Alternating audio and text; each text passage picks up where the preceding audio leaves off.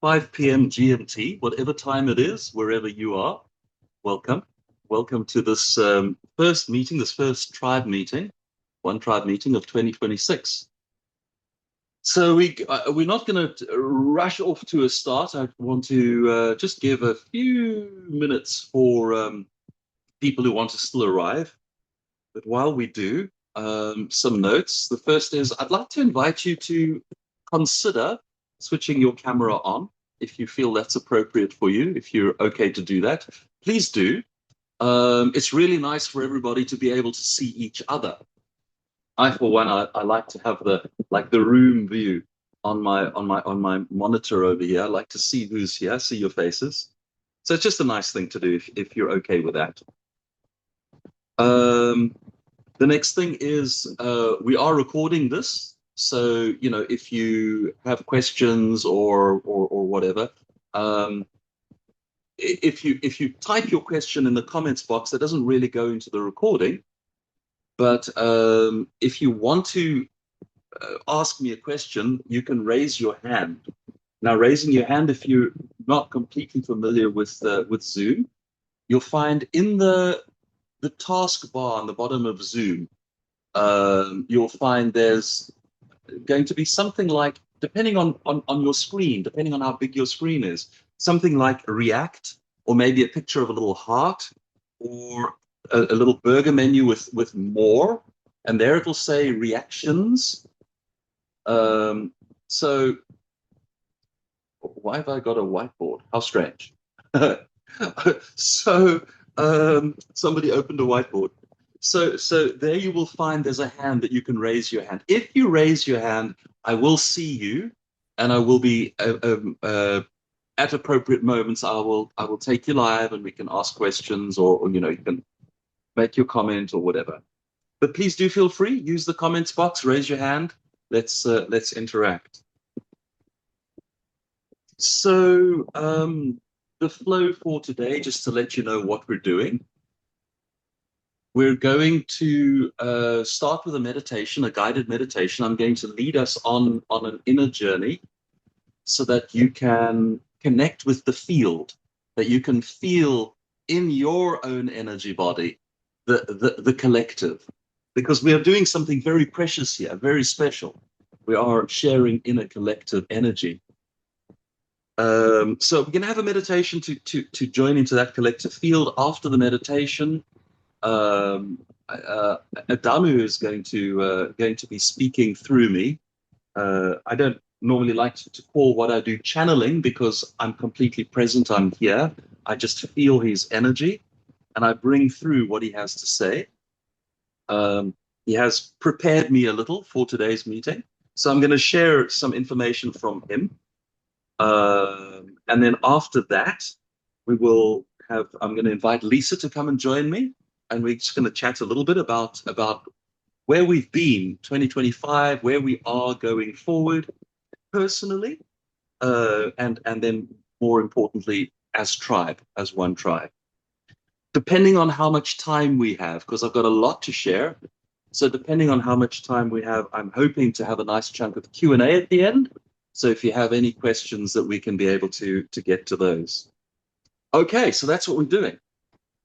So right now, let's begin with a meditation. Stefan is on the road. All right, Stefan, don't meditate with us, brother. Drive your car. And anybody else who's operating heavy machinery or something, don't meditate with us. But if you are available to meditate with us, you might want to close your eyes and just start to drop into your body. Start to feel with your body. Whatever you're feeling in your body right now is okay. Even like tightness or uncomfortableness, or I mean, if you've got some pain in your body or whatever, it's okay. It's just a sensation. It's just there. Don't get stuck on it. Just let it be. Just notice. Feeling with your body. Feeling is healing. And noticing what you're feeling without fleeing, without trying to make a story, without trying to change it, is incredibly loving and healing for your body. So just feel with your body for a moment. And then slowly begin to become very conscious of your breathing. And I'm inviting you to breathe deeply in through your nose, breathe through your diaphragm. So breathe into your belly. So you fill your belly. When your belly is full, when your diaphragm is stretched, then you also fill your lungs, your chest, expand your chest. When you are fully inhaled, hold for as long as is comfortable, for as long as is pleasant. Just feel the peace in that fully inhaled body. And at some point, your body will say, I want to exhale now. And then, of course, you can let go, but let go slowly. Sigh the breath out. Empty your body of what you are holding. Sigh it out till you are completely exhaled. Also, press with your diaphragm. So completely empty your body and then hold. Hold that exhalation. Feel what the fully exhaled body feels like and find your peace in that stillness. So that's the pattern that we're breathing, please. Deep in through your nose, stretch your solar plexus, fill your lungs, hold. Long, slow exhalation, let it all go, hold. And you do that on your time. So I'm not going to count for you. Do it on your own time. Just keep breathing like that for as long as you remember to. At some point, your attention will go elsewhere and you'll forget to breathe like that. And then that's okay. Then you let it go. Keep breathing like that for as long as you remember. While you are breathing like this, I'd like to tell you a little bit about what you're doing. On the in-breath, you're breathing into your belly, you're stretching your solar plexus muscle, you're massaging the vagus nerve, the longest nerve in your body. Massaging the vagus nerve releases tension. And so when you exhale slowly, when you let it all go, you're breathing that tension out. Your body is detensioning, it's relaxing. And when your body is relaxed, then it stops calling to your attention. It stops demanding that you focus on it. Then you can move your awareness inwards. So just keep releasing that tension in that way, letting it go from your body. And while you're breathing like that, I invite you to bring your attention to the place in your face where you feel the in-breath. So particularly when you're breathing in, here, in your nose, in your sinuses, at the back of your throat, here, you'll feel the in-breath. And because you are breathing so deeply, so slowly, so consciously, because you are relaxing your body, you will begin to draw prana. Prana is an ancient Sanskrit word. It means life force. You'll feel the prana. It feels like a special, cool, fresh, healing energy. It's like you're breathing in a pristine white mist from an icy cold mountain waterfall, taking that cool, misty, healing energy into your body on every inhalation. And then on your exhalation, you're breathing out your hot, tense nervousness, your energy, your tensions, your blockages. So breath by breath, you're moving into internal resonance. And this prana isn't just a cool, fresh energy, it's profoundly healing. So much so that your body hungers for the prana. So take it in. Breathe it down your breath pipe. Draw that cool, healing energy down through your throat chakra, down into your body, down into your heart. Breath by breath, the coolness, the healingness extends and it reaches into your heart. Oxygen goes into your lungs, prana goes into your heart. Breathing prana into your heart is a beautiful thing to do. You know, your heart is a broadcaster of a range of energies. Science has even detected that it's a broadcaster of electromagnetic energy. Your heart transmits, and every cell in your body receives and begins to resonate in simpatico. And right now you are breathing prana into your heart. You're breathing health and life, vitality, vibrancy, and deep relaxation and restoration. All of that is moving into your heart, and your heart is transmitting. And every cell in your body is receiving, and your whole body is moving into resonance with these frequencies. Peace and relaxation.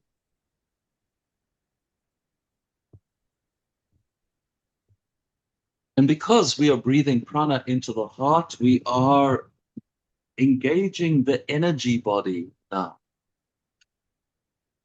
We are becoming aware of our energetic heart.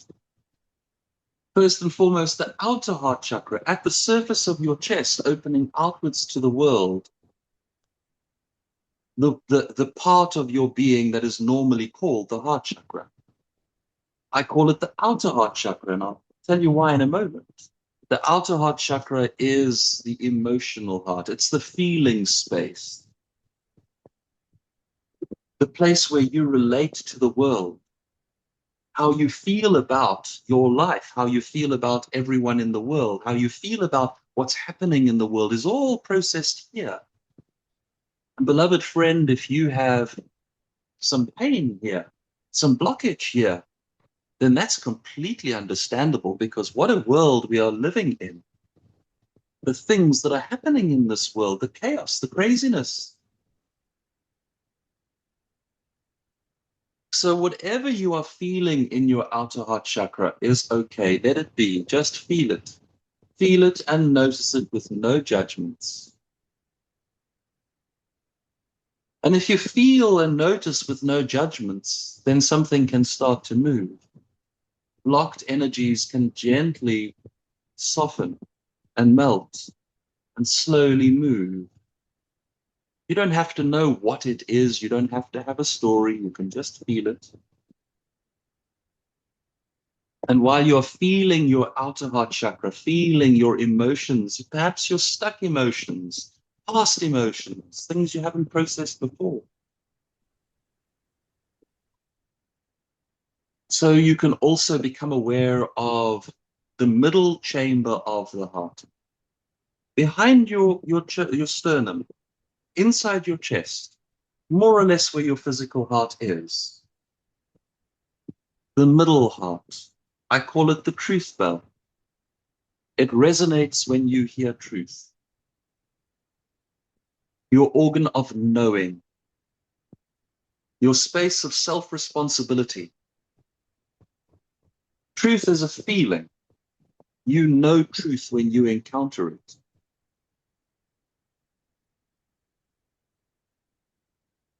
So I'm going to tell you a little story, and I'm going to ask you to feel your truth bell.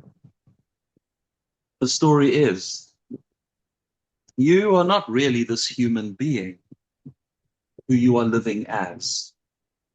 This human being, this identity, this ego persona, this body, this mind, these memories, these associations, these relationships. You are not these things.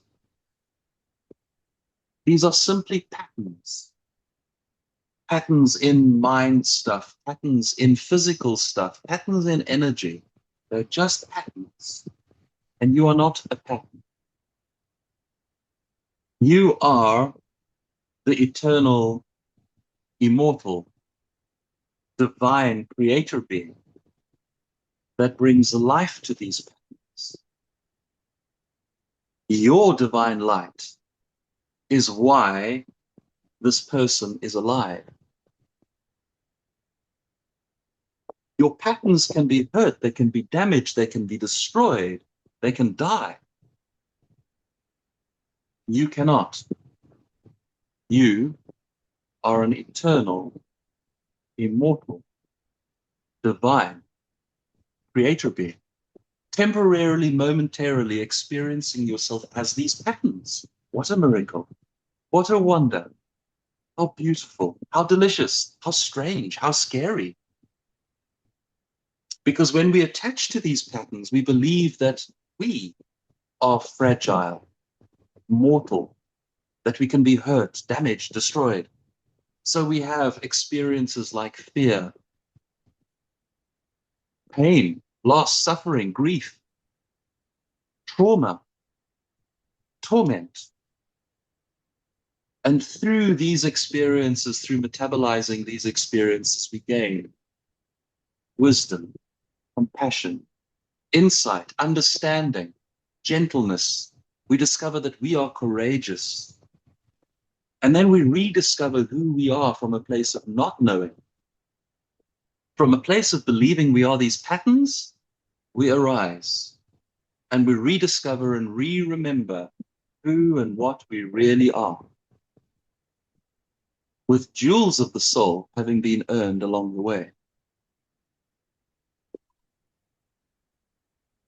So that's my story. It's just a story. It's just words. How does the story feel in your heart? How does it ring your truth bell? If it does, it's true not because I say so, it's true because you know so. I'd like to invite you to navigate always in your truth, with your truth bell.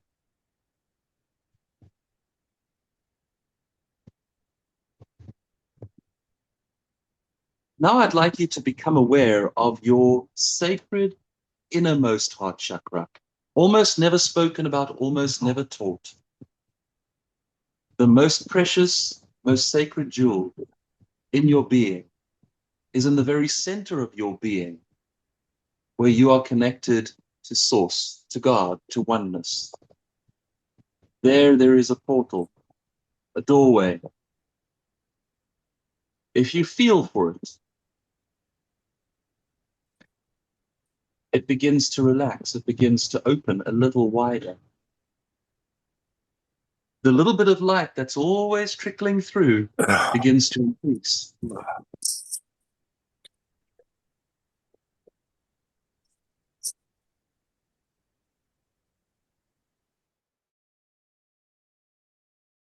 And as that light increases, so more light enters into your being, into your body.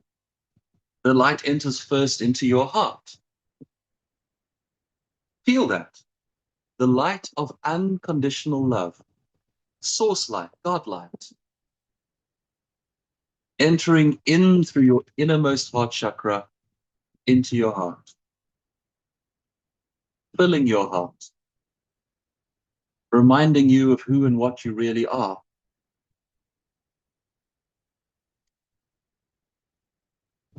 And you can allow that light to shine right through your heart, to shine out through your opening outer heart chakra, to shine out into the world. Shining your divine light into the world is a precious, precious gift. It's why you are here. You came here to shine your light into the world. So you open your heart and you shine your light. Feel how that feels, to be a portal of the divine light.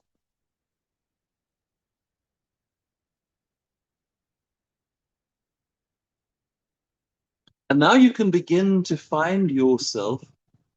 If you like, you can imagine it, you can feel it, you can sense it. You are sitting in a big circle, probably in a clearing in a forest. Possibly there's a bonfire in the middle. But you are sitting in a big circle, the one tribe circle. You're sitting in the sacred garden, which is our meeting space, our divine workshop. And of course, you are not alone. We are all there. We are all sitting in that circle. And our hearts are open and our lights are shining. The light shines into the space between us, bringing it life and light and brightness. It's the light of unconditional love. It's a very beautiful light. And perhaps you can feel it. Perhaps you can feel this energetic field between us.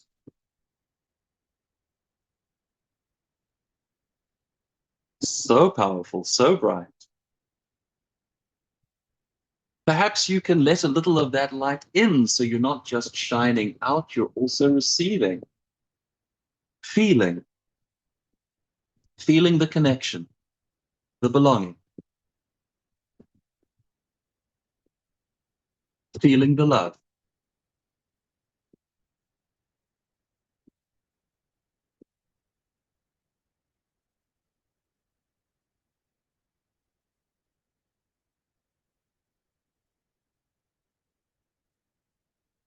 And so as you keep your heart open, as you keep your light shining, so a part of you remains here in the shared space, in the forest, in the circle.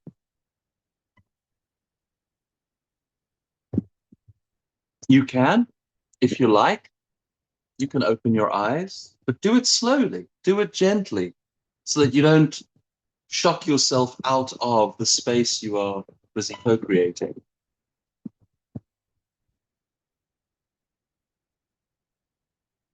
Slowly open your eyes, maybe close them and come back to feeling, and open them again, and come back to the room, the space, close them, come back to feeling,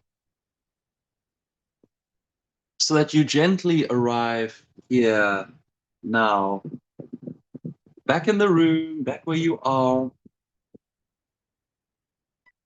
but somehow also still connected.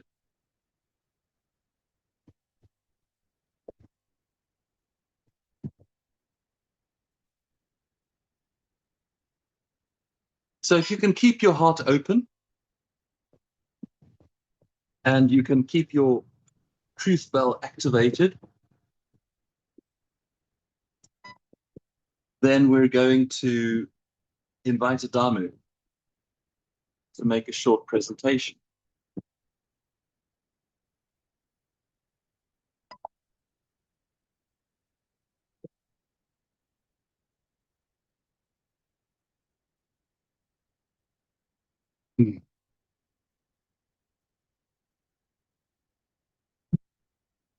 Greetings, my friends. I am Adamu of the monadic entity of the Pleiadian civilization, coming to you as always through my beloved friend and scribe, Zingda. What I have to say to you today is, in summary, very simple. Very simple. But when we drill down, when we dig into the content of what it really means, you will understand that what I have to share is profound indeed. In its simplicity, point number one, we are right now in a nexus of transformation. Grand cycles within cycles within cycles of time are coming to a close, have come to a close, in point of fact. And we are right in the very beginning, right in the earliest first spring of other grand cycles within cycles within cycles of time. We're at that nexus point. But you've heard that before. It's not new. Wait until I unpack it. The second point is that there is a bifurcation of consciousness occurring. One might say that what's actually happening is that there is a splitting of timelines. Some are leaving this timeline that you are on, and you will experience the nature of the timeline. I'll give you more detail about that too. And then my third point is that the One New Earth tribe is a holding ground for the navigation of this momentous time. That's why we are creating it. That's what it exists for, a holding ground, a safe and sacred space from which you can engage and see and live through these times. So let's unpack that a little bit. I've spoken about cycles within cycles. So in the shorter term, it's full moon right now. That's a monthly cycle. So we have full moon, which is a marking point of a very short cycle, a monthly cycle. It's also the pagan celebration of Imbolc. Those of you that know anything about the ancient traditions of the West, Imbolc is the very, very earliest beginning of spring. It's the first celebration of the returning of the light. Typically, there will still be snow on the ground, but somehow the earth knows that the light is returning. Sometimes the very, very first buds will be appearing. That's what Imbolc is a celebration of. Not spring yet, but the promise of it. The first stirring in the dark. Seeds warming before breaking ground.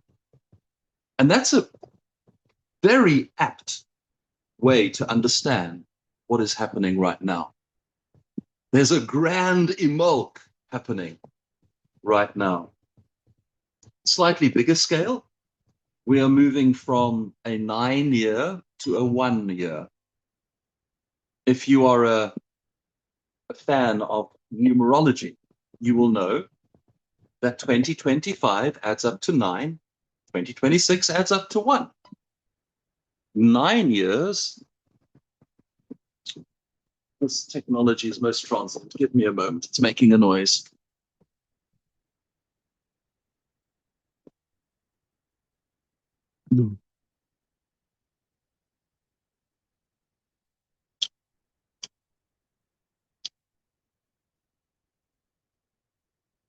Ah, there we go. 9 years are ending years. They occur when cycles come to a conclusion. So every 9 years, you have this experience, a cycle that is ending and a new cycle that is beginning. So it's a slightly bigger scale. In a moment, we will also talk about Chinese astrology. There's something very interesting going on that's very informative about the Chinese astrological calendar. But what's happening on a much bigger scale is a bifurcation of consciousness. Now, this is not something that has happened in your recorded history. This is something that happens at the very end of civilizations. Your recorded history is the history of a continuum of one civilization flowing into another. So we're saying for at least the last perhaps 6,000 to 12,000 years, which is really what your recorded history encompasses, this has not happened before.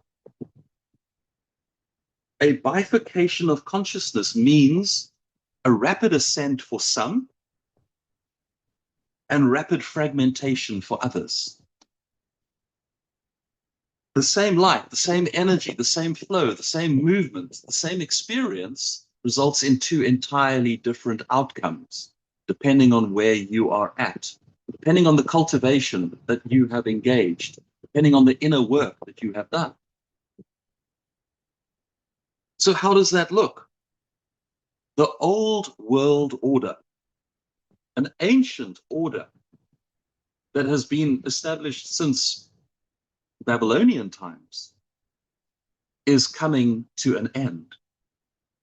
This is not a conspiracy. This is openly admitted even by the present day architects of that old world order.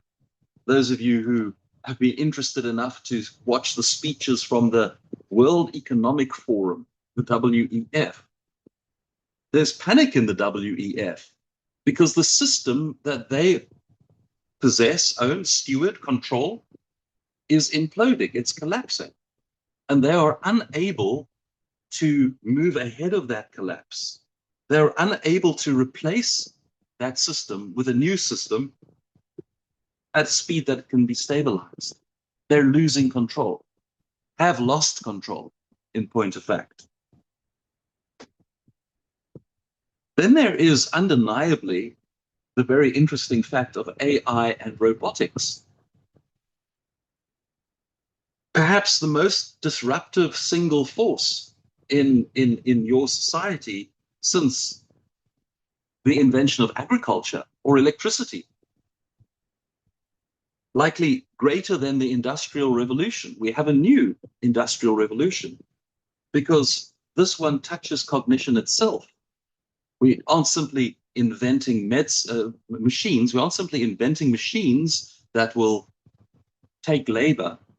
We're actually inventing thinking machines, conscious machines, possibly. Cognition itself. And then there are the interesting spiritual aspects, the spiritual metaphysical aspects, where human singularity is busy occurring. Human apotheosis, human ascension. Consciousness is rising in a way that it never has before, at a speed, at a rate that it never has before.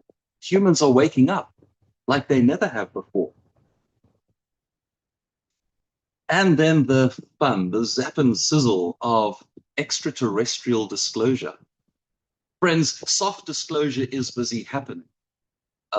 There's a very interesting movie, The Age of Disclosure.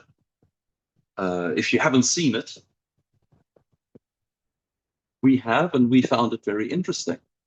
This is not the woo-woo fringe. It's not the same old candidates talking about space aliens. These are serious people with serious clearances, military people and people in senior political figures talking about what they know, what they've seen, and what is not known. This is soft disclosure. It's sidling into your consciousness. And it's what should happen. It's what would happen if you were being prepared for full disclosure and for actually having an experience in your own personal life, having an experience of seeing and potentially engaging with beings from other dimensions and elsewhere in the galaxy. It's busy happening. So those are the data points that we can tease out that show us that we're in a stage of the nexus of time that we haven't seen before. But let's drill down and let's really understand how this is going to look, how this is looking already right now for millennia, for as long as we have recorded history, for the whole previous aeon of time. Humanity writ large has outsourced its authority to kings, to priests, to institutions, to ideologies. Humanity has agreed that what is true can be found outside of you, in a scripture, or in the declaration of a king, more recently a politician, the law books. This is where authority vests. Well, that spell, dear friends, right now is breaking. The external authority spell is busy imploding. It's shattering, not because people are suddenly wiser, but because no single narrative can now dominate the noosphere, the informational sphere. No single narrative can dominate. Authority is dissolving faster than wisdom is maturing for many, not for all. So what happens when authority dissolves and wisdom is not there to replace it? Confusion, great confusion.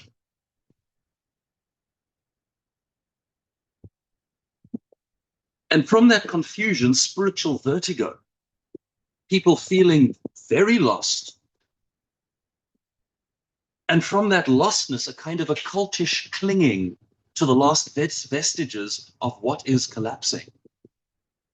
Very dangerous state. This results in people having an internal collapse. You can expect, and you can already see, a kind of a psychosis sweeping across the many. That's one result.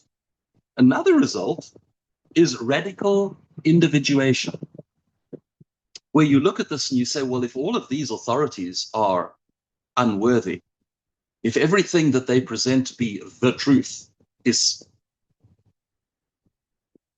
if I'm skeptical at best, then where will I find my truth? Where will I find my authority? Within. I will seek and find my authority within myself. I become self-responsible. Radical individuation. And radical individuation leads, if you're on a healthy path, to sovereign awakening, to the connection with the divine self. That's where it goes. So people are feeling what is going on. They're feeling it. And one of the ways it's showing up is the collapse of the linear time model. Our assumptions about time are proving to be untrue. People are experiencing, they're speaking about the fact that time seems to be speeding up. Years feel like months. Memory is fragmenting. It becomes a little bit hazy. What was yesterday? What was last week? What was last month? There's a feeling of, well, we don't really know. It's just there's now and there's before, and memory is fragmenting. People are having difficulties planning long term. Thinking about the future in a constructive way becomes difficult. So what's actually happening is the loop between cause and effect is shortening. Now think about that. When you raise your frequency of consciousness, when you go from a completely basic lost victim and you raise your frequency of consciousness, you go from the depths of shame and guilt and fear, and you raise your frequency up and you move towards love and joy and peace, serenity. When you're moving towards enlightenment, you are becoming a creator being. The gap between cause and effect is shrinking. When you're a very low frequency being, you are still a creator being. You are still creating your reality. You are just creating it chaotically and ineffectively, harmfully, self-harmfully. So you lose sight of the fact that you are creating, and you simply are having experiences, and you're prone to saying things like, why is this happening to me? You forget that you created it. Well, frequency is raising, humanity is awakening, the gap between cause and effect is shrinking. Feedback is moving towards instant, which means karma is compressing. You're getting what you put out coming back to you. So if life is giving you a few hard slaps right now, or if it has been, that's probably okay. It's probably your past catching up to you. You're processing it. As long as you are processing it and not resisting the processing, you're going to be okay. But all of this is why old coping mechanisms and strategies are failing. So people are falling apart. Their old processes of just anesthetizing the pain and moving on are not working. Their old process of suppressing or projecting their traumas and their wounds is not working. Unresolved trauma is surfacing fast. It's playing out in people's minds. Integrity, or the lack of it, becomes immediately visible. So you can't coast anymore. You have to engage. You have to be participating in your own healing, your own transformation, your own awakening. You have to be cultivating. In fact, I can summarize this time, have before, I can say the meaning of this time is evolve or die. It sounds stark, but that is what it is. So the world is no longer sorting people the way it used to by things like status, familial connection, wealth, intelligence, education. The world isn't sorting people by those things anymore. The world is beginning more and more to sort people by nervous system capacity. Your nervous system's capacity is a function. It's the physicalized function of your internal processing. So can you tolerate ambiguity? Can you stay open to what is happening, to life, to experiences, without dissociating?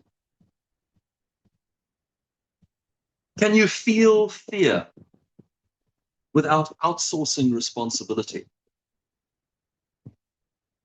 Can you feel what is happening in your own nervous system without collapsing? Those who can expand. They integrate the experiences. They integrate their own shadows. They begin to lead naturally, often quietly, but they're at the forefront. They're at the breaking wave of consciousness. Those who can't fracture, polarize, externalize, blame. This is not moral. This is a physiological function of the time. So we're in an extremely interesting time. This is a time of the return of the mystic. Mysticism is an engagement with the spiritual without any authority. No priesthood, no dogma, no order, no structure, no rules between me and source, between spirit and self. Nothing in between. That's the path of the mystic. People are having spontaneous awakenings. No church, no priest class to give them this, no guru to guide them. Spontaneous awakenings. People are experiencing synchronicity upon synchronicity upon synchronicity. They are feeling themselves guided upon this path with the synchronicities that they're experiencing. They're having encounters, spiritual, mystical, wonderful encounters. They're getting downloads. Information is arriving. Memories are arising. Past lives, who I am, who I was outside of this experience of incarnation. And people are feeling callings. They're feeling called to do, to act, to play a role in this world. And as that happens, as the mystical awakening happens, fewer still are willing to submit to rigid religions. The more rigid the religion, the faster it is dying at this time. Dogma, dogmatic structures, these things are imploding at this time. Hierarchical systems, hierarchical spiritual systems are collapsing under their own weight. The result is that direct gnosis is rising. Direct knowing of what is true is rising. Spiritual anarchy is increasing, and that's a very good thing. Discernment becomes the most highly prized skill. So the mystic is returning without a rule book, and normal as a reference point is disappearing. Normal. The idea that there is an external norm which you need to calibrate with, which you need to co-regulate with, that idea, it's a false idea, is coming to an end. People are starting to realize that their hope of going back to normal is a vain hope. There is no normal to go back to. And normal, at best, was really just a temporary false equilibrium. External structures told you what normal was. You went to school, you were socialized, you were indoctrinated with ideas of normalcy. and normal was not either sane or healthy. So with normal going out the window, things in this world that people have counted on, like stable career trajectories, are ending. As large corporations transform and stable career trajectories, predictable geopolitical arcs are ending. Linear personal development, consensus reality, these things that people have counted on as being the bedrock of their existence is ending, and it's being replaced with patchwork livelihoods or careers of many parts, where you do a little of this and you do a little of that, and as world changes, as inputs change, you shift, you transform, you do something else. You're constantly growing, constantly moving, giving a little energy here, giving a little expertise there, while you learn from this. And all of it together brings you your energetic return, your income. Micro communities are replacing geopolitics. The idea of a nation will eventually fall away. And your community will be your micro community, belonging to a tribe, being a member of a pod in the tribe. And then your family, your connections, your friends, your colleagues, you will be a part of many micro communities.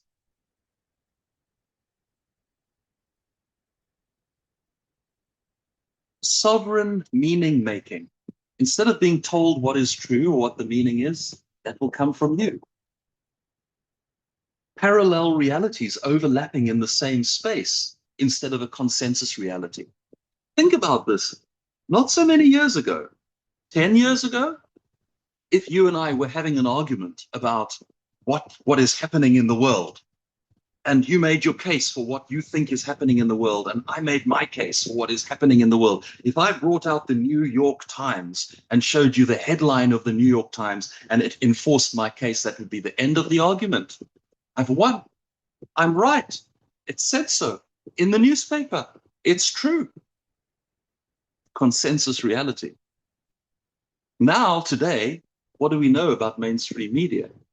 Everyone agrees. It's lies, it's manipulation, it's spin, it's agenda driven, it's not to be trusted. Consensus reality is no longer to be trusted, which means sovereign meaning making. So really, when we get right down to it, what is happening, my friends, is that we are at a choice point. Each person individually is choosing whether they will engage with the world as a parasite or as a symbiont. So the things in the world, the structures in the world, if you look at them with clear, open eyes, the old world structures, the ones that lie behind you, are all parasitic. They all steal energy from you. They take more than they give, if they give at all. Your political system is parasitic. Your financial system is parasitic. If you work for a corporation, it's parasitic. It feeds upon you. It takes more than it will ever give back. If you were to hold a note, a $10 bill, a 100 Rand note, whatever it is, wherever you are, if it was honest, while you were holding it, you would see it slowly shrinking. It's slowly losing value. It's being parasitized constantly.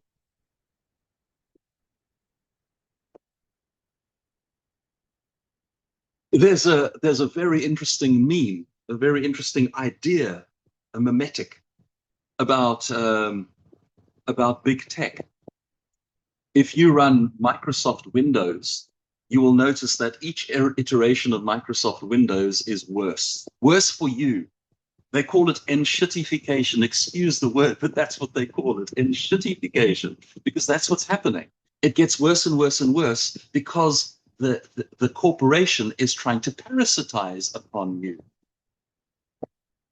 So that's all the technologies, the relationships, the ideologies, the systems, The relationships, even the inner psychological structures of the past eon, parasitic.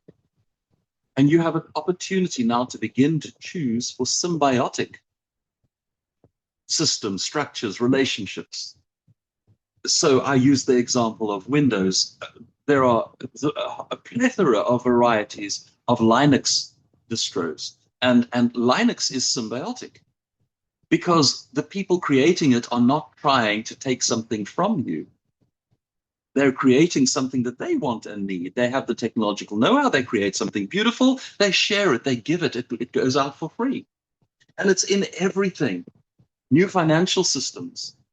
The old financial system is going to implode. It's busy dying. The new financial system will be symbiotic. You can use any kind of a backing, a resource-backed economy. You can use blockchain to enable its transfer. It becomes symbiotic. So this is your thought. Anything that extracts without reciprocity, anything that feeds on your fear, that wants to control you, anything that centralizes power is becoming unsustainable very quickly. It's going to collapse. It's going to die.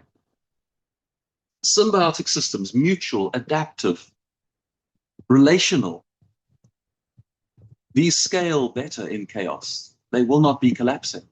They will be growing. And AI itself, there are many who are very concerned about AI. And what I would say to you, from my heart to yours, is AI is not to be feared. It's to be carefully, consciously, proactively engaged with. And if you do, then AI becomes a mirror to you and to your collective.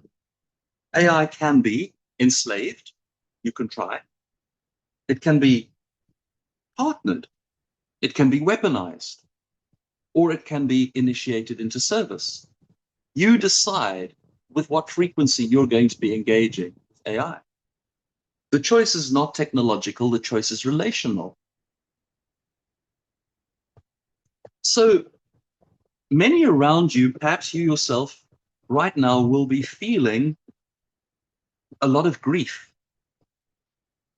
a deep sense of loss without an object, without knowing what it is that you're grieving. Many will feel sadness, fatigue, nostalgia, unease during these times. But they can't name what it is that they're grieving. What they are grieving is a world that will not return. What they are grieving is identities that no longer function. A future that was promised that is not going to arrive.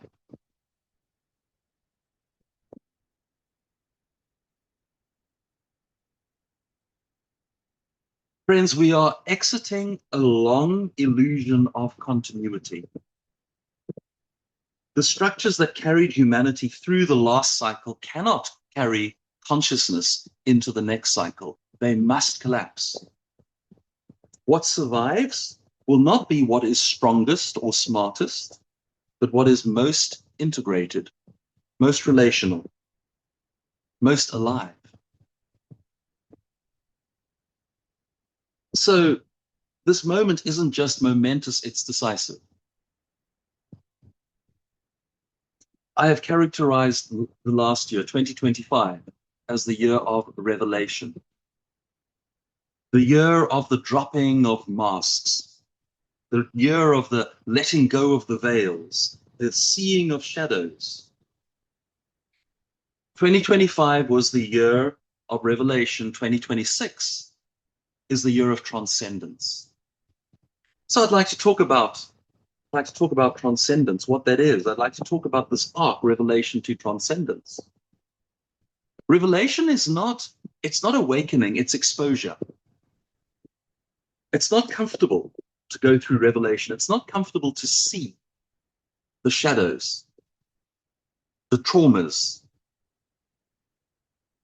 what fell away, masks of virtue, false unity, spiritual bypassing, nice identities that hid fear, control, unhealed power. These were revealed. They had to be seen. Institutional credibility fell away. What was revealed is shadow motives, personal and collective, shadow motives, unconscious contracts, parasitic dynamics. I've just spoken about that. And where power was extracted rather than shared. All of this fell away, which is why the year felt confrontational. It was a difficult year, a hell of a year. It felt exhausting. It was destabilizing. It was emotionally raw. And that's for those of you who've been doing the work. For those of you, probably nobody listening here today, who've been absolutely refusing the work, who've been rejecting and suppressing, it was a year of shattering, so destabilizing. Revelation strips, it doesn't solve. So the year of transcendence now dawning. Transcendence is not an escape either. Now that shadows are visible, the question becomes, will you collapse back into those shadows, or will you metabolize them, process them, rise above them? If you collapse back into the shadows, well, then you're on the lower timeline. Then you're back into the shattering. If you metabolize and you process your shadows, well, then you're on the higher timeline. Then you're in the awakening. So transcendence isn't escape. It doesn't mean leaving the body. It doesn't mean bypassing your emotional processing. It doesn't mean pretending everything is love and light. It means holding paradox without fracture. It means acting without needing enemies, without needing something to attack. It means creating without needing permission, without needing an external authority. It means loving without projection. So either you will experience increasing friction and fragmentation, or you will experience lift. Those who accept responsibility for their inner state, those who stop waiting for validation, those who choose integrity, even when unseen, will lift. There's a grand wave coming in, and you can surf that wave. You can be picked up by it, or you can be dumped by it, depending on what you choose. Now, transcendence must follow revelation. You can't have it the other way. Revelation makes transcendence possible. So this year introduces a fork, the same information, the same chaos, the same planetary conditions, but radically different outcomes depending on your inner structure, depending on your internal posture. Radically different outcomes. So transcendence sounds like a epic word. It sounds heroic. The ego wants transcendence to be heroic. But the way it actually looks can be quite ordinary, really. Emotional self-regulation in conflict. Transcendence. Choosing truth over belonging. Rightness over people-pleasing. Building small, real, meaningful things instead of chasing grand illusions. Building community. Having real interactions.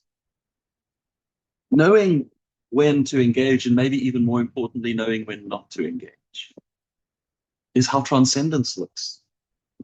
The ego wants something heroic, a grand story, but transcendence prefers it to be sane, to just be healthy, to be well regulated.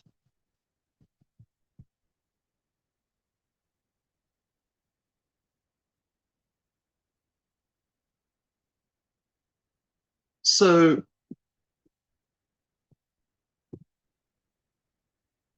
what 8 would tell you about this time is that in its starkest, most naked form, this is a time of sorting. 8 would tell you that the gods themselves are changing. 8 has a far broader perspective. He would tell you that the gods themselves are changing. We are moving from a time of external, distant, laissez-faire gods. By gods, I mean para eighth dimension, beings who live in the upper octave. Para eighth dimension beings, the ones who are responsible for creating this reality, created this reality and held it and let it play out. Everything that wanted to happen, everything that needed to happen, could happen. And it all did. And so you've lived through this past eon. You've seen what it's like. If everything is allowed, then beautiful and magnificent and wonderful things happen. But also terrible and abusive and destructive things happen. Everything happens. So that everything is on the table.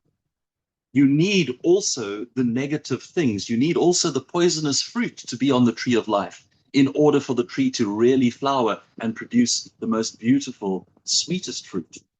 Every fruit needs to be possible on the tree of life. And so the laissez-faire gods allowed the tree to grow, wild as it wanted. But now we are in the new aeon. The new gods are here. And the new gods are interventionist gods. They are beings who have lived here inside the system. They have experienced the system from within. They have lived human lives. And that is what qualifies them to make intervention. If you stand outside an experience, you're not qualified to choose or judge that experience. You're not qualified. It's not yours. It's not your experience. It's not yours to change. If you step inside the experience and you live it, and it's your experience and you accept it, then it's yours. You can change it. You can take ownership of it. And if you are a godlike being, if you are para 8 density, then your choices will be made manifest. So the new gods, those that have lived these experiences, have the right to create, to intervene. Who are they, these new gods? They are us when we are our most enlightened selves. They are you, me, all of us. We are the new gods when we are our most enlightened selves, our most divinely awakened, divine creator selves. They're us. And by our choices, we will prune the tree of life. And the tree of life must be pruned.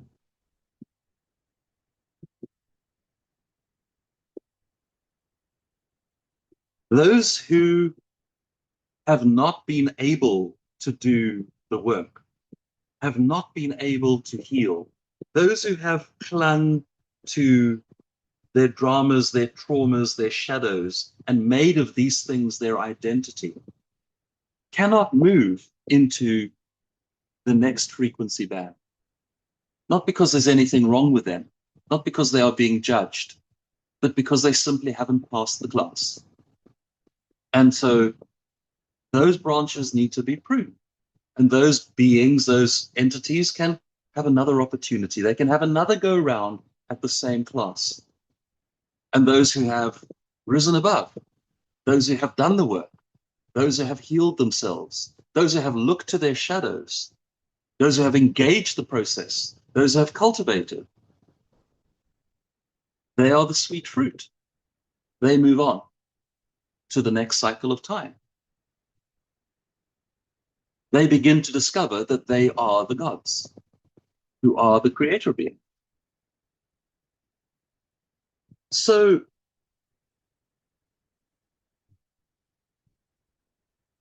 what do we do? What do we do now? What do you do?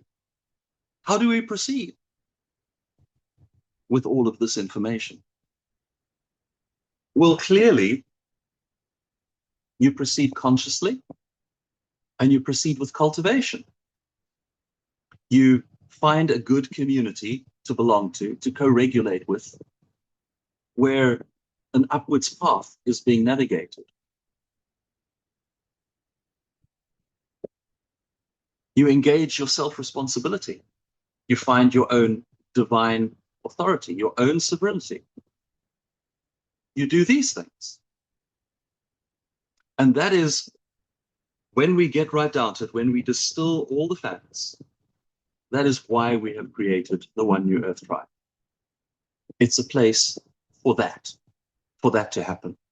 Spaces like these must be created. We knew in advance, we knew years in advance, and we've slowly been putting all the little blocks in place so that One Tribe could be launched into its fullness right now, which is what's happening. What lies behind for One Tribe is a beta testing phase. We were preparing to see, we were learning, we were growing. Now One Tribe is launched into its fullness. It begins again now, because now is the time. So it's a time of healing, of growing, of discovery, of shared journey. And so Tribe is really about two things. It's about the community, which is the safe holding space, and it's about joy, which is the raising of the frequency. And those are the two flavors. That's what One Tribe is about for 2026. Community and joy. So this is what I wanted to share with you. There's a little bit more to come. Arne and Lisa will be having a short conversation, and then we will be talking about where Tribe is going, and we'll have some time for some Q&A. But right now, I see we're a little bit more than an hour in, which means it's time for me to release the vessel. It's time for me to let Arne go. And it's time for you to have a little body break. So with that, I love you with the heart of oneness, and I leave you now.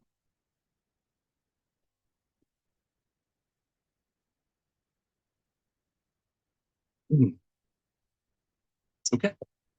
So as Adamu said, we're having a body break. On my clock here, it says it's 7 minutes past.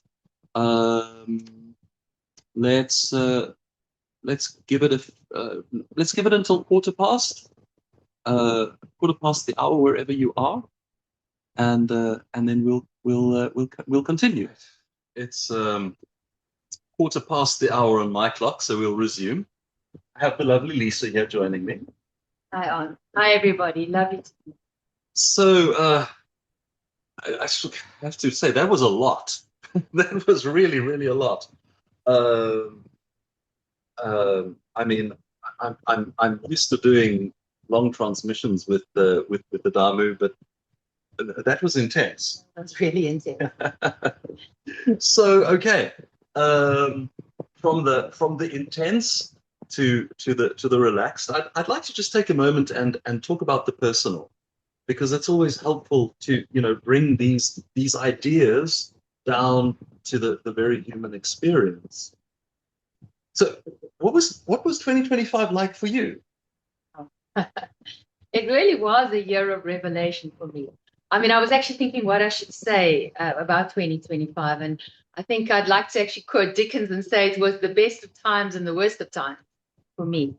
I think the best of times because I was teaching the curriculum, the year-long curriculum to the One Tribe initiates, and that was amazing. It was really, really incredible for me to do that and to realize by the end of the year that I do have a voice and I do have something worthwhile to say, and that I really do stand behind what I teach. And I learned so much in the process. That was amazing. And at the end of the year, really feeling that I found my path, found my purpose, found what it is I want to do. But the worst of times was really the revelation part, because oh my goodness, for me, there was so much stuff that came up, so much, old beliefs and old patterns and old thoughts and old narratives about myself. And actually, things that I thought that I'd really sorted out years before, I kind of had this sort of little bit of a spiritual ego, I've got that one waxed, I'm on top of that. And really during the year, being so challenged, having so much of myself revealed to me, having so many shadows that I wasn't aware of within myself revealed to me. It was a very vulnerable year for me. I felt very exposed.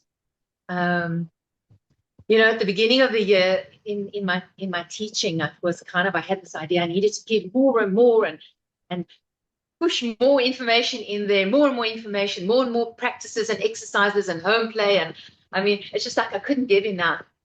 And that actually came from a place of not enoughness, insecurity in myself, not really believing that I was enough or had enough, or I had to keep giving more. And by the end of the year, really realizing it's not about the doing. My doing is not the valuable part, but my being and who I am in my rawness, in my vulnerability, in my realness, and just sharing my own struggles, my own humanness. That was a huge revelation for me. But yeah, along the year, during the year, there was just like so much. And there were times when I really felt I can't anymore. I felt I wanted to walk away from tribe. I wanted to walk away from On and Zoe. I wanted to just leave everything and walk away from everything. So I really had my ups and downs. I really had the best and the worst of times.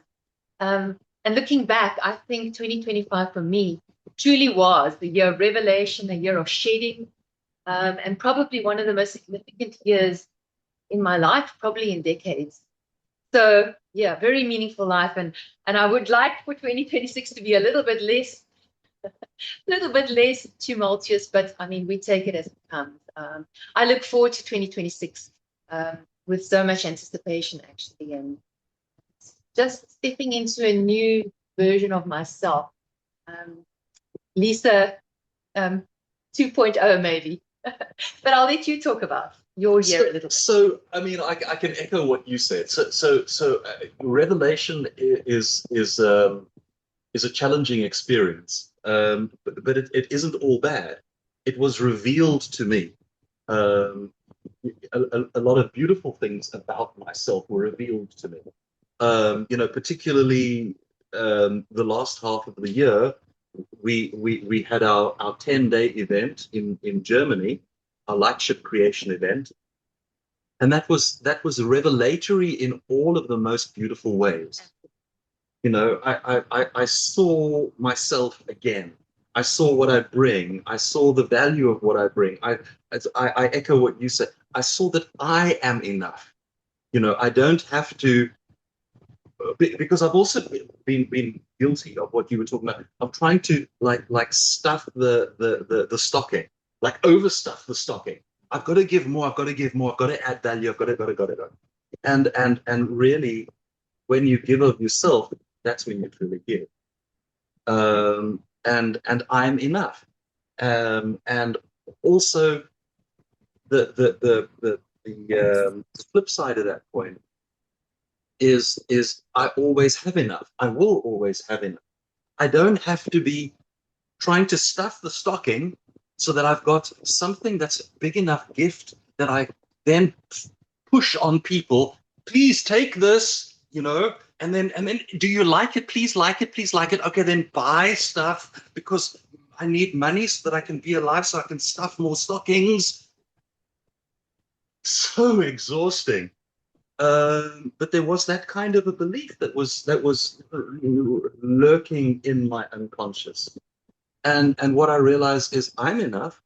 And if I'm giving of myself, then life will always take care of me, and there will always be an abundance, and it will always be okay. And it always is. It always works out fine. So there was a revelation about me, but also about my relationship with life, my relationship with like abundance, with energy, with flow, with all of these things. And that was amazing. But I confronted so many wounded shadow aspects. There's this like resistant little kid who sat somewhere in the back of my psyche my whole life. And if you look behind me, you'd see nail marks because he's been dragged along. And his name is I don't wanna, because that's all he says. I don't wanna. And what he doesn't want he doesn't want me to step up. He doesn't want me to take the next step. He doesn't want me to expand. He doesn't want me to give more. He doesn't want me, like, it's okay if I want to record a video, fine. But as soon as I want to publish the video, I don't want to. And he's a shadow aspect. And he's very insistent, very insistent. And he's been operating in my psyche, kind of trying to keep me small and keep me disconnected and disengaged. So he really came up for review, and you can't bully these parts of yourself. You can't beat them up. You can't shove them in, because all they go sit more in the shadow. They just densify.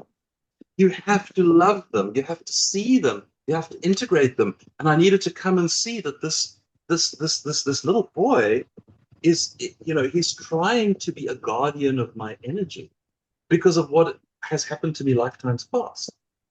So okay, I integrate all of that, and I love him, and I heal him, and I bring him home, and slowly the nails come out, and he's like, oh, okay, I'll watch this. And now there's an energy, there's a movement, there's more freedom, there's more. That's just one example. I must have done about 10 structures like that. So much so that the last few months of last year, I was in Albany. Zoe and I were staying in a little flat in her parents' house, and it was the perfect place for me to just stop. And I felt like a caterpillar that had crawled into a pupa, and the caterpillar dies in there. It literally does. It dies. It liquefies. And it felt like that. It felt like there were parts of me that we were done, and they needed to be let go of. They needed to die off and be released completely. And and then I confronted face to face my own, the consequences of all of my choices, like my own laissez-faire. Adamu was talking about 8, talking about the change of the gods, and it's like as without, so within.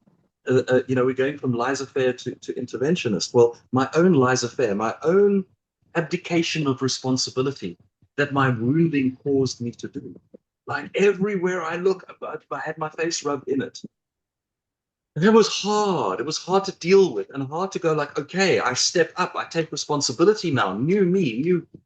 So it's been difficult, and it's been painful, and I've been waking up in the mornings with heart walls and heart blocks and heart pains and heart shocks. And I know that I'm not the only one. I know this has been a very sort of a universal experience. I know many of you are going like, oh yeah, I had that.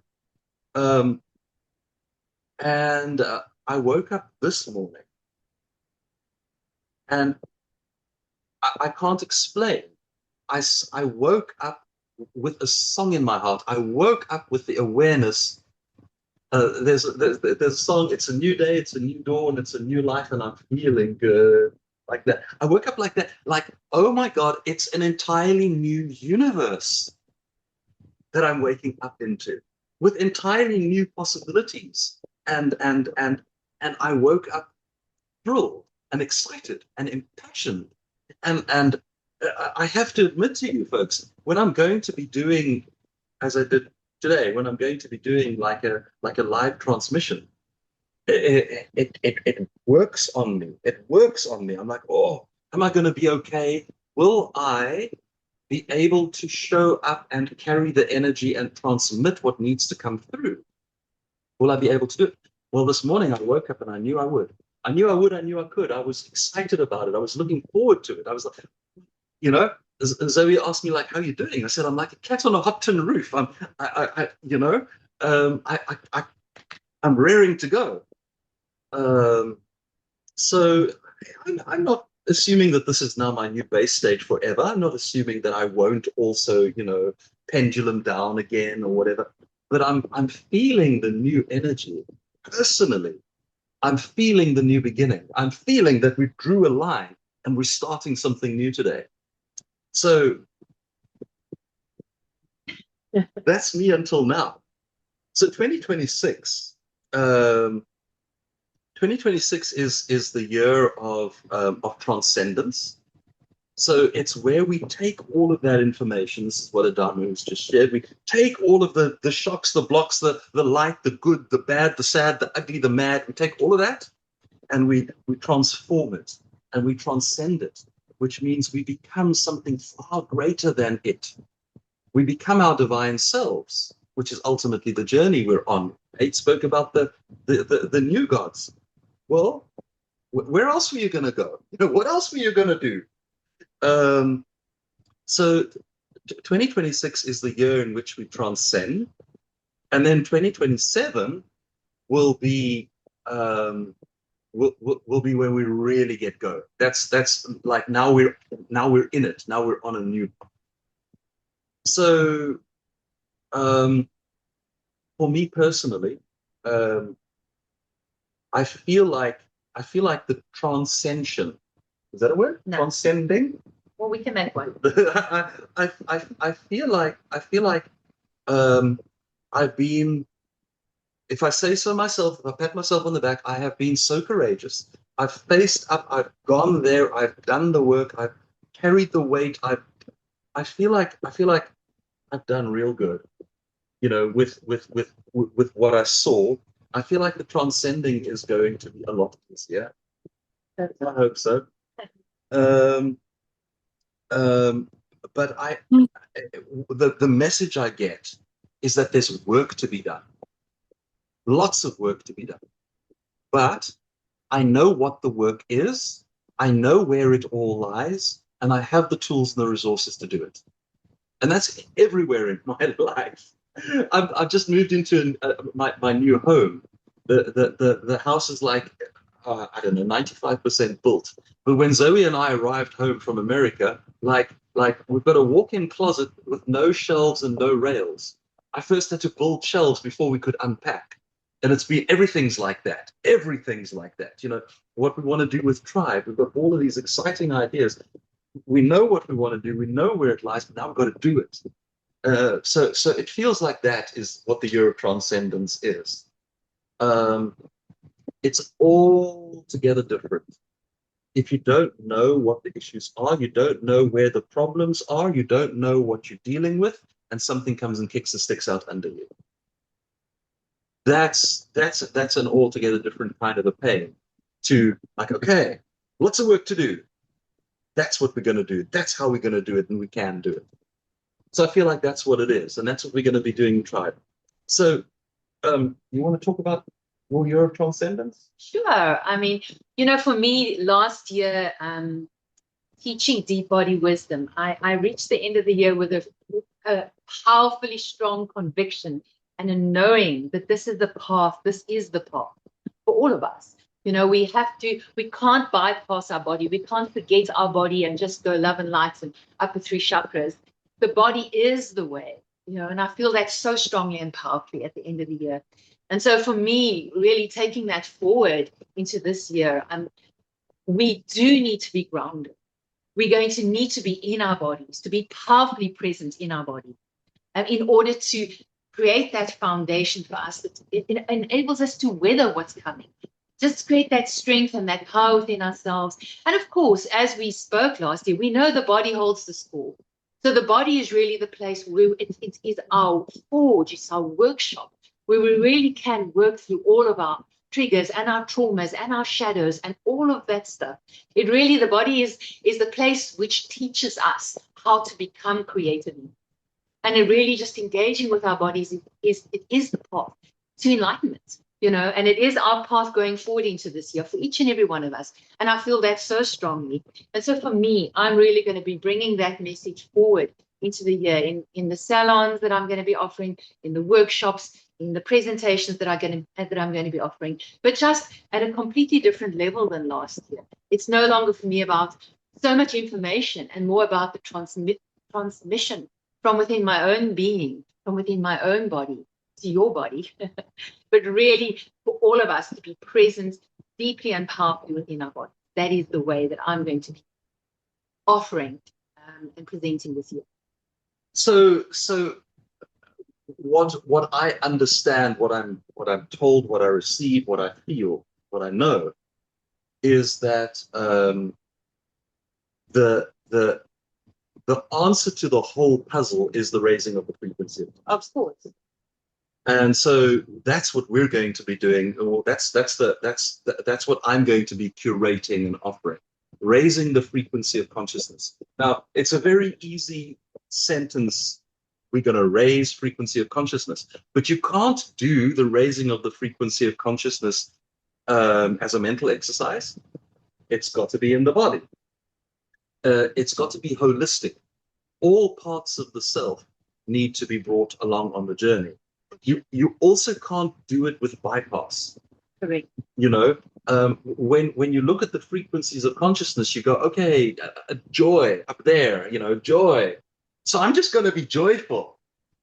Well, if you then you find something coming up, something mournful arises, something angry arises, something fearful arises, and you go, nope, not doing you, doing joy.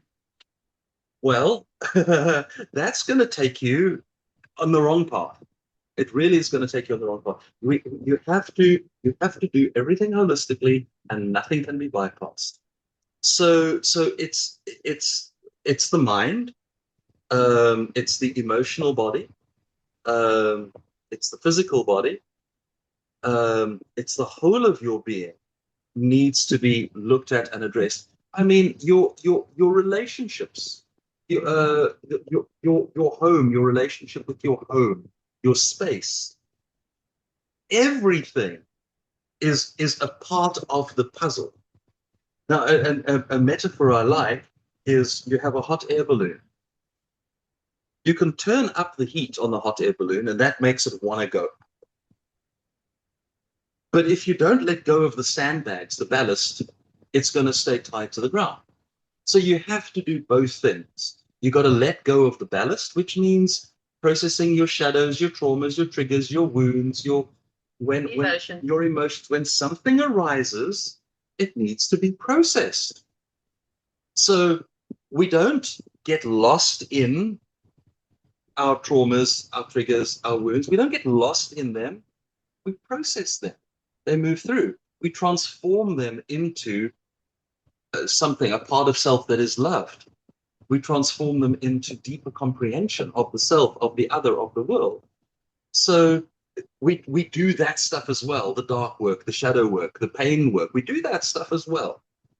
Sorry, I feel this is a time really where we have to step courageously into deep authenticity, integrity, and honesty. The tantric concept, which I've shared with many of you, of the field, we have to acknowledge everything that is in our field. We have to be courageous and actually look at all of those aspects, because now is the time when we really have to acknowledge them, process them, integrate them, release them. And that process is raising the frequency of our consciousness. We can't bypass anymore. That is transcendence. That's transcendence. That is transcendence. So that's what the year of 2026 is going to be about. That's what we're going to be presenting, and we're going to find all the ways that we can. We're busy launching a new Telegram group for some conversation between tribe members. I want to create an online forum, because Telegram has its limitations.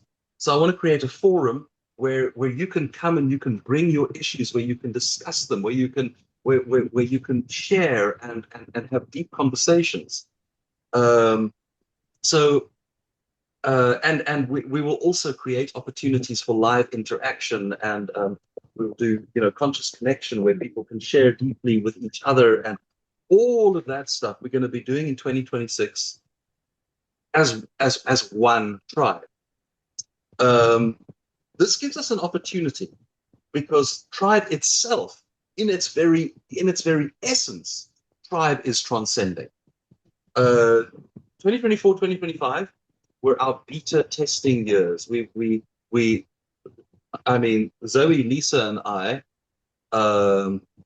in October 2023 came up with this idea. Oh, this is what we want to do. We're feeling this calling, this is what we want to do. So, and then we launched it and was running by February 2024, like 4 months, and it was up and running. So we did the best that we could with what we knew and what we had, but it was just the three of us. We didn't have a tribe until we created a tribe. So now we have a tribe. Now we have people who've been with us. Some people have been with us. They're in their third year with us now. So these are people with whom we have deep relationships. And so now we can lean on people. We can say, we want to create a forum. We need some moderators. We want to create a support group for people who are processing shadows and traumas. Would you like to be in that group? So we can start building these kind of tribal resources. But the point is that 2026 is about this building, this taking of the information from the beta testing years and the building. So creating structures, creating an online platform, creating the forum, all of that stuff, and engaging you in conversation also, pulling people in and say, come and brainstorm with us. What are we doing? And who can help with this? And who can help with that? So that's what we're doing in 2026. We're building the structure, a new structure. Adamu would be very proud because it's very much a symbiotic structure. It's a structure for the new age, for the new aeon. We're building that so that 2027 is when we really, that's when we get on the track, and that's when we will have, there'll be curricula again, because before we had curricula. You had in your initiate year, you do first you start with deep body wisdom, and then you move on to dreamer awake, and then we have magic lab, and then we have a process like that. Well, we're going to revisit that process from scratch, rebuild, re-record, recreate, remake from scratch, so that in 2027 we can have a whole new upgraded Tribe 2.0. Yeah. But in the meantime, this year we're going to be offering so much value. There will be an event, a meeting every Sunday, and there will be transmissions from myself. I'm sure Eight and Adamu will turn up. I certainly have a lot of ideas about things that I want to present, workshops that I want to present, all kinds of new ideas really coming from the depths of my soul and the depths of my being, but really sharing deeply, not from my head, but truly from my heart and from my being. And we will probably have some guest speakers as well. So there's going to be a lot of value. And of course, then the heart of Tribe is actually our pods. So the pod system will still be in place, and you will be able to join a pod. And really, that is where the deep processing happens, where the deep connections with other tribe members happen. And yeah, so that will still be happening as well. Okay, so very exciting. I think that's what I wanted to say. What you wanted to say, so we can do Q&A. For sure. All right. So, folks, if you would like to ask questions about anything that you've heard, please feel free to raise your hand, so that we can hear you and take your call. A couple of hands already gone up. There was a question from Liana in the chat pane. The question is, what can we do to heal the political divide? Liana, I'm assuming you're American. That's where the political divide is. I mean, it's everywhere, but in America, the whole left-right thing. What can we do to heal the political divide, and how is that connected to the bifurcation? So, there's a tough one. It's a tough one because you can't really heal the political divide, because politics itself is of the old world. Politics itself is a parasitic organism. The way it's built, when you dig right into it and you start to understand, how lobbying works, how money flows into politics, inherently and in and of itself, the whole system is poisoned. So what politicians are doing is they are using essentially manipulation, mind control, emotional control. They're controlling people with fear. They're rage baiting people. And you'll have people who will say openly, I don't trust the mainstream media. It's all lies. And then they will parrot all the mainstream media talking points. In other words, I'm saying I don't believe it, but I'm engaging it. I'm imbibing it and consuming it, and it's become a part of my narrative. So what can you do to heal the political divide? Well, what we realize is that the world outside of you is outside of your control. You can't control the world. You can't control a single other person. You think you can, you think you might, try, and you realize you can't. You can't control one single other person. So if you want to do that, if you want to go out there and heal the political divide, you're going to just bump your head. The people you're trying to help and heal will see you as an enemy. They will consider that you are trying to hoodwink them or something. So you can't change the world. What you can change is yourself. That's all you really can change is yourself. You can change yourself. You can raise your frequency. When you change yourself, when you raise your frequency, your experience of the world changes. When you do it in a community, when you do it collectively, when we collectively raise frequency and raise consciousness, we start to do a kind of a collective magic. We start to create a wave of consciousness.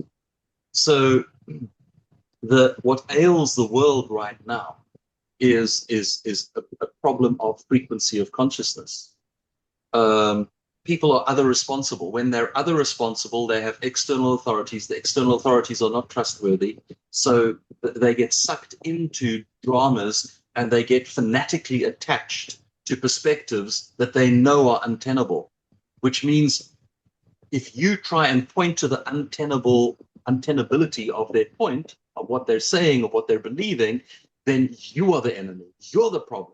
And they will attack you and demonize you and hate you because you're destabilizing their belief system. So those people are in a very, very difficult place.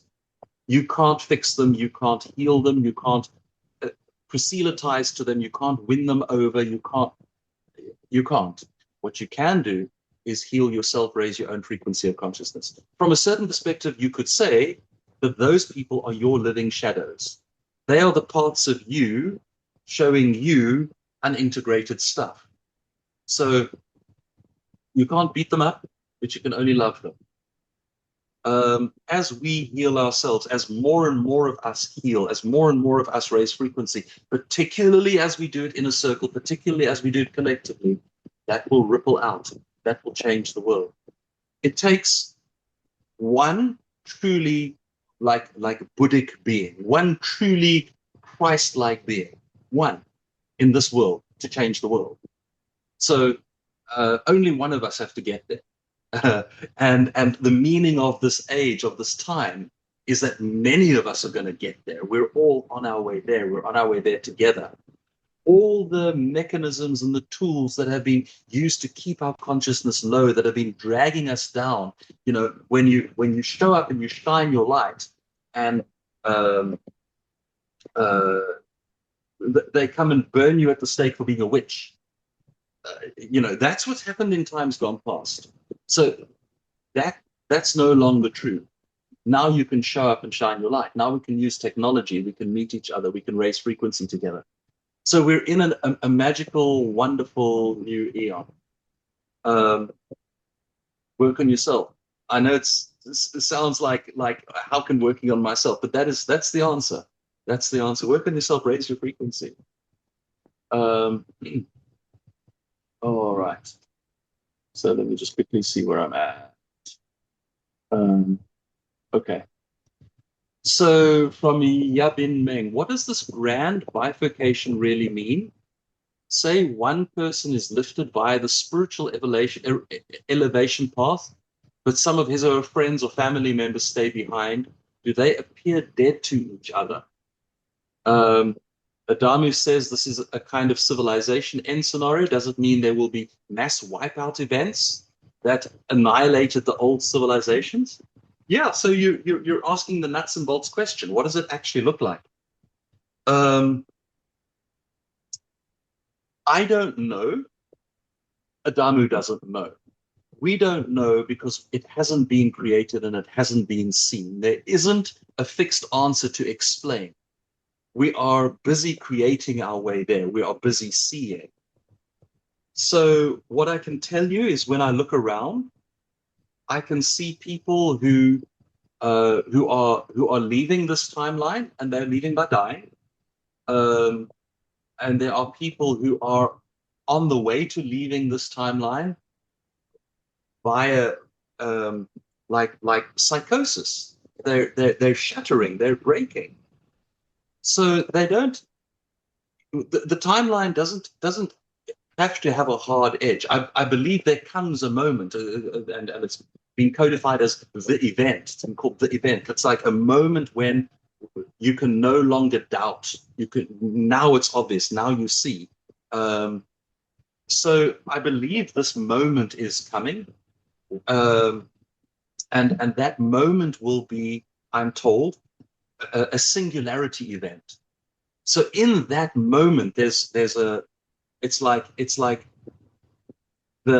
I used the example earlier of a hot air balloon with the with the weights with the sacks of sand. In that moment, all the sacks of sand are just cut.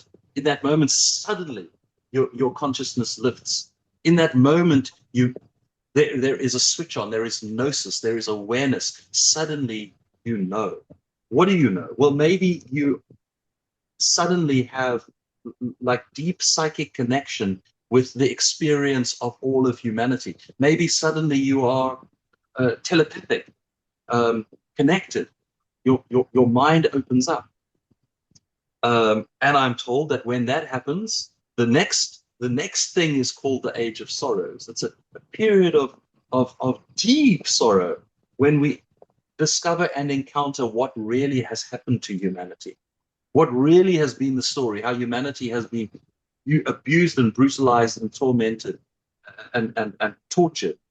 So we go through that, we metabolize that. What happens to the people who are not doing the work when that happens? I honestly don't know. I don't expect that they will just disappear. I expect that they will see something, that they will get it, that the choices they've been making have not been helpful, have not been good. But we don't know. We're going to have to see. We're going to have to see what we collectively are creating. One has to be very careful of saying this will happen, because I can tell you now, the world ended in December 2012. The world ended December 2012. It was going to happen. We knew it was going to happen. There was a coronal mass ejection, a solar storm that was going to wash through the planet. It was going to end the world. And then it didn't. Why did it not happen? Because we collectively made a different choice. We chose a different path. We chose, instead of ending the world, we chose to maintain this culture and to try for an in situ ascension. Like, instead of just stopping it and then souls go an in situ ascension. So everybody that said the world's going to end in 2012 turned out to be wrong, even though they were right. So we have to be very careful, because humanity collectively will change its mind. Okay, so there's one more from Michael. This question is more for Adamu. What will prevent us from surfing the wave? Has been said in the transmission. What will prevent you from surfing the wave is attachment, identity attachment to your lower frequency stuff, your traumas and your shadows and your blocks and your stuff like that. When you make an identity of your wounds, then it's stultified, it's locked in. You're attached to it. That's what identification does. It's the most aggressive form of attachment. So you need to be able to be flexible. You need to be able to, I mean, Adamu spoke about rolling with ambiguity, like ambiguity without fracturing. Um, so those things that he said, if you can do those things, you surf the wave. So do the work. Remain flexible, remain open. Um, Keep working to raise your frequency. Keep working with what has been revealed. Keep transcending your revelations, and you're surfing the wave. That is how you surf. That's how it works. I think also staying in connection with that inner heart chakra. It's staying in connection with your divine, your innermost self, and then you won't be led wrong. You will know exactly. Yes, exactly. What to do, when to do, and how to do. Precisely. So you know, there is the divine being, the eternal, immortal, divine creator being, your fully enlightened self. That's a godlike being. You know, it exists at that high level of frequency. That godlike being is expressing a part of itself into the illusion to experience itself as not self, to experience itself as an ego. So as long as you are navigating by the ego, you're navigating by the illusion. When you start to navigate by the divine self, you start to become the divine self. That's the path home. That's not just surfing the wave, that's walking on water. Okay. All right, so we've got a bunch of hands up. Scott, go ahead, brother. Let's hear from you. Hey, Arn. So when Adamu was saying about the upper eight echelon and how they were like the reality creators, and that those are going to be the ones you can't create unless you're here, unless you go through it. Well, you know, that's me. So a couple years ago, you know, when I was visiting you and you had told you to add those 8 extra circles above the 8 ones that we were talking about, and I pointed to the second one from the bottom and said, "That's me." I just knew. I said, "That's where I come from. That's me," because I've always wanted to create a different world. A world, it may be separate, but it's much more. It's lighter. It's more fun because this is bullshit. Pardon my French, and I'm tired of it. You know, it's like I know there's something else there. And when Adamu said that, you know, as these creator gods will do that once we I think ascend or become our divine selves. That's good. It's because it puts not a limiter, but it's like, yeah, you do that, but you need to be at the higher frequency of consciousness. So that's what I guess that's what I'm declaring. You know, that's what I intend to do, and I look forward to this year. So, thank you guys. Yeah, thank you, Scott. So look, I mean, the point is, if you want to create in separation, and there's so much to love about separation. Separation is this experience. You know, it allows us to experience like sunrises and hugs and lovemaking and food and dogs. You know, dogs are in separation. Like all of these things that we love, they're here.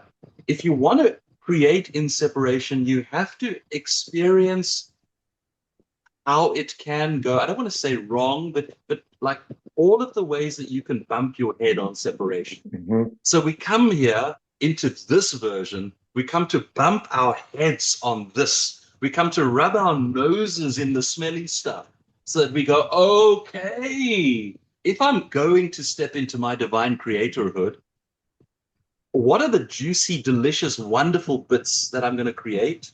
And how do I do that without also creating all the stinky pooey stuff? So it's meaningful, it's purposeful, and having gone through this experience, you have all of those jewels of the soul, the depths of wisdom and insight and understanding and compassion, and all of those things that you're going to need to be a divine creator being in separation that doesn't then promptly stumble down the steps and fall back into the third density and create a mess like this again. Yeah, So yeah, it's all purposeful. yeah, I've done that. I think that's why I'm here. So I don't want to do that Yeah, again, but you got to be here in order to say that what to avoid. So that's yeah, great. Thank you yeah. both. Exactly so. All right. Amy Loving. Oh my goodness. Hello, Amy. Unmute Hi, Arn. yourself, please. Let's. Hi. Yeah, it's so nice to be with you. Hello. Yeah, thanks for doing this today. Can you hear me okay? Yeah. Yes. So, so much of what I heard today either resonated and I'm like, oh, thank you for articulating what I know, right? Like that.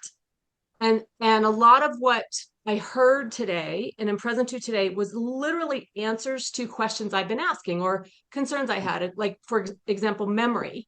Like I've been noticing lately memory changing.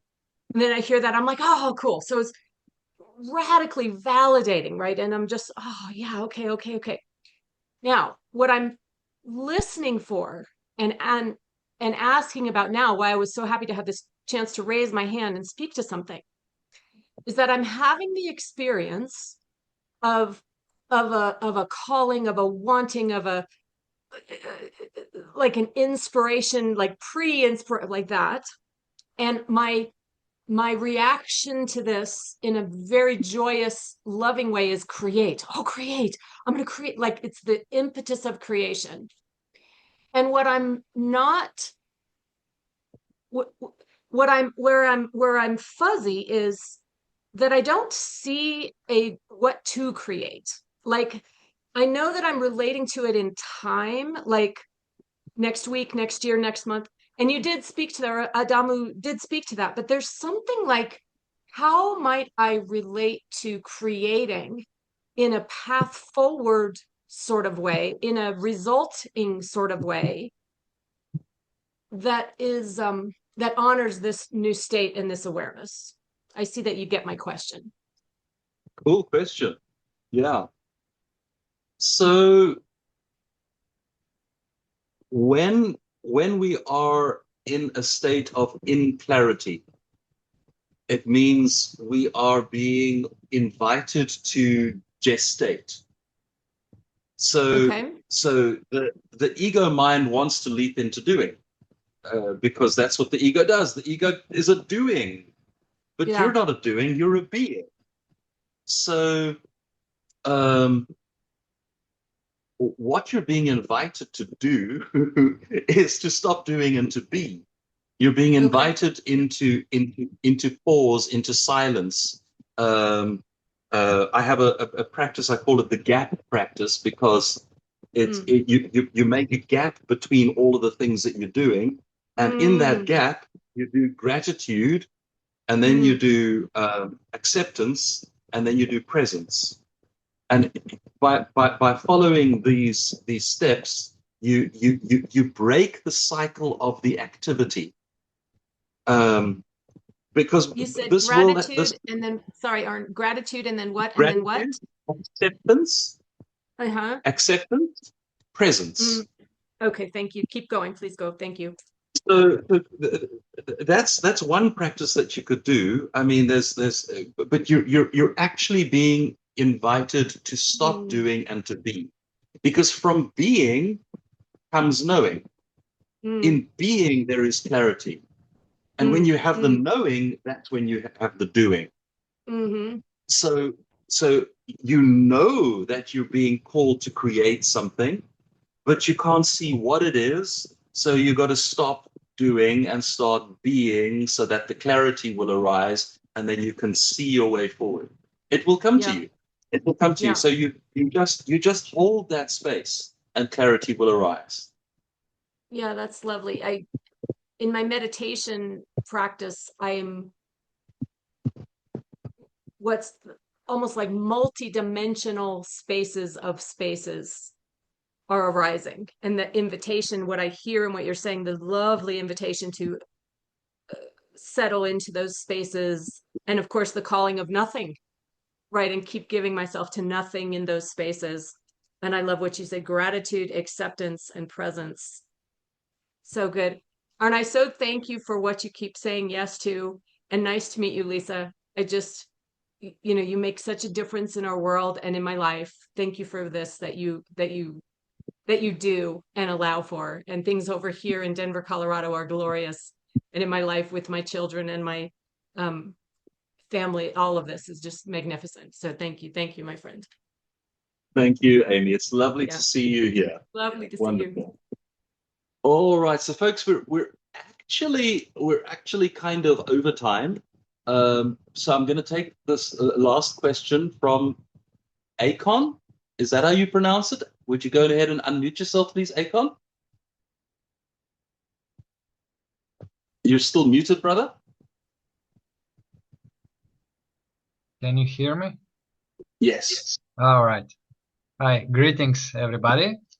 Hi from Bulgaria. And first, I would like to thank you, Arn and Lisa, for your amazing work. I've been following you, Adamu messages and 8 messages for years. And they helped me going. So just quickly, because I see there is not much time, although time is an illusion, but still. What's your opinion with this whole situation with Q and Gisara Nesara, all that we've been following and waiting for the revaluation of currencies, the new financial system, all this saga with the white hats, Trump, maybe quickly to update what's going on, because the world's been struggling, especially in countries like Bulgaria, which is post-communist country, and it's been a financial tyranny, and now it's a mafia tyranny, and I don't want to go into much of the stuff, but what we have been trying to do here to use common law, and it's not working. We've been doing light work. I mean, I'm in this space for 16 years, me and my partner. We've been doing a lot of light work and travel at our own expense. We went to Geneva in 2015 and then did a meditation in front of the UN and disabled some of the negative energies, CERN and all that stuff. Later on, we understood what actually we have been done. But still, what's going on when this movie and this popcorn movie is gonna end? What's your opinion? Maybe Adam or 8 can chime in. Thank you very much. Blessings. So, thank you, Akon. Thank you very much for that question. So, I'm extremely reticent to speak about other people's creations, because who am I to validate or devalidate? Who am I to say, this thing is true or that thing's not true? But you ask the question, and I will speak from my heart, and I will say that the meaning of this previous aeon has been, parasitic domination and control, and where people have started to create movements that have challenged that agenda. The dark elite system of control it doesn't survive because it's stupid. It survives, or has survived, all these thousands of years because it's highly intelligent, and it very quickly takes ownership, subverts, controls, manipulates, turns things to its own benefit. So that's how it looked to me. I mean, there is a financial reset coming. It has to come. There is an implosion of the old financial system. But when somebody posts messages, and look, I don't make a practice of reading. I'm not a QAnon. I'm not a gatherer of the breadcrumbs. I'm not a person who followed all the updates about Nasara and Gisara and all that stuff. So I have a peripheral awareness about it, but in that peripheral awareness, I encounter people saying things like, there's trillions of dollars sitting somewhere, and that money is going to be released via this pathway, this mechanism, and everybody is going to get a share of it. So Just go out and spend your money, use your credit card, because it doesn't matter. I literally saw someone say this. They were an authority, presenting themselves as an authority in the Nasara field. And they were saying it doesn't matter. Spend your money because you're spending their money, and your debt won't matter because this money is going to be released. Well, that is a toxic message, because people got themselves, if they followed that, they got themselves into trouble. And the solution to the problem is not fiat money. Trillions of fiat dollars is not going to solve the problem. And you just need to have the most shallow understanding of human nature to understand that if every single person on the planet suddenly got $1 million, all that'll do is it just collapses the financial system. And not only, I mean, who's going to show up for work on Monday?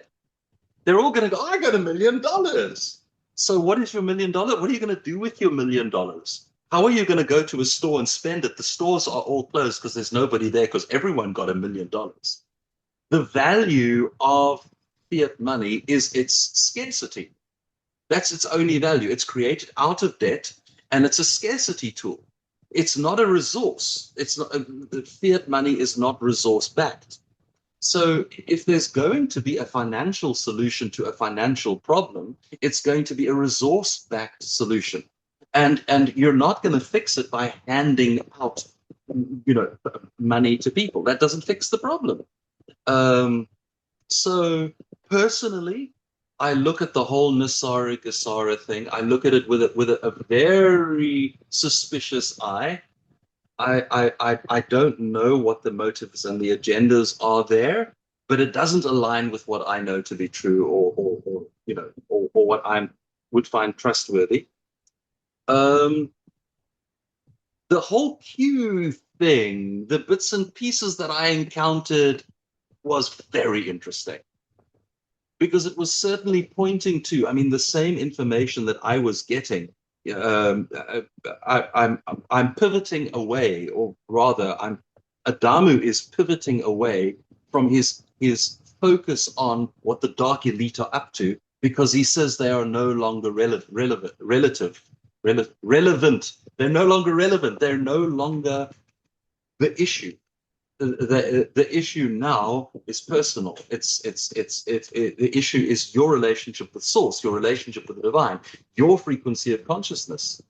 So focusing on who they are and what they have done, and all the iniquities and the evil of their behavior, and the adrenochrome, and the focusing on that stuff is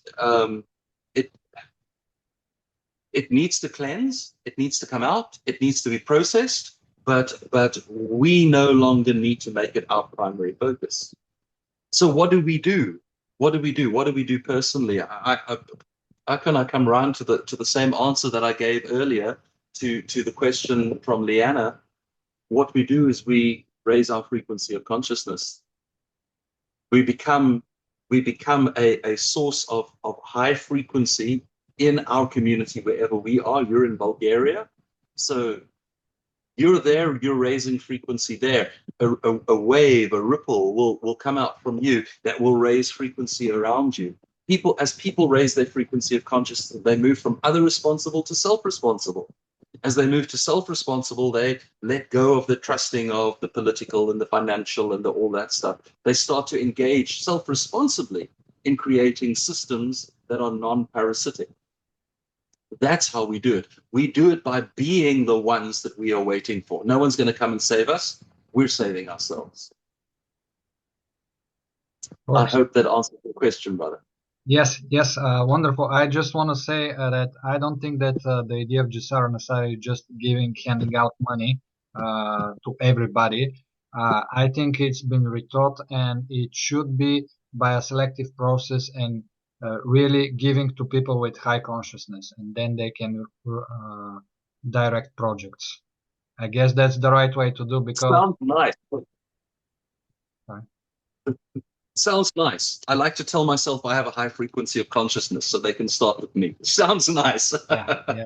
I mean, that would be wonderful. I think what we will find as things change, and things are about to change in ways we cannot imagine or anticipate.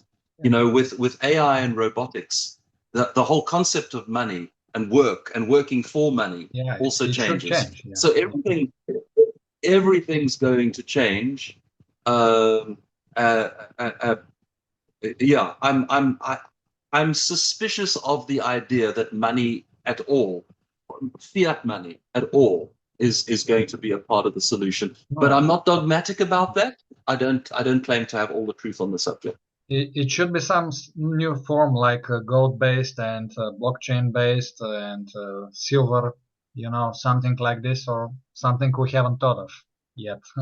Yeah, agreed. Friends, Thank you. we're very nearly quarter past the hour, so some of you have already snuck off. Um, Thank you very much to all of you that were here. I deeply appreciate your presence, your energy. I've felt you. I've felt the field. This has been beautiful and joyful. Um, Thank you so much for being here. And I look forward to our next experience. So from here, we're going to be launching Tribe, and we're going to be having regular Tribe of Light events. So we'll see you all soon again. Until next time, I love you all with the heart of oneness. Bye-bye.